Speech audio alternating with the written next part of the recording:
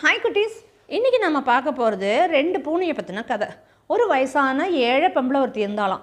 அவள் என்ன பண்ணினாலாம், அவகிட்ட இருக்கிற மிச்ச மீதியெல்லாம் போட்டு ஒரு பூனையை வளர்த்தாலாம். அது ரொம்ப சாப்பாடு இல்லாததுனால அந்த பூனை ரொம்ப ஒல்லியாக இருந்துதான்.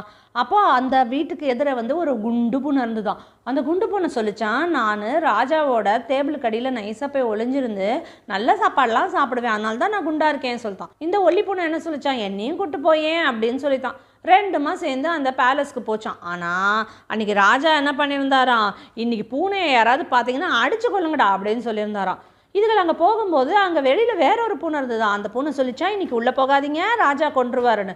அதை கேட்டோன்னே அந்த குண்டு பூனை ஓடியே போயிடுதான். ஆனால் இந்த ஒல்லி பூனைக்கு பேராசை, எப்படியாவது சாப்பிடணும் அப்படி சொல்லிட்டு, அதனால் அது உள்ளுக்குள்ளே போய் ஒரு மீனில் போய் வாயை வச்சுதான் இல்லையா, அங்கே இருக்கிற சர்வெண்ட்டு ஒரே அடியாக போட்டு அந்த பூனையை கொண்டுட்டானா.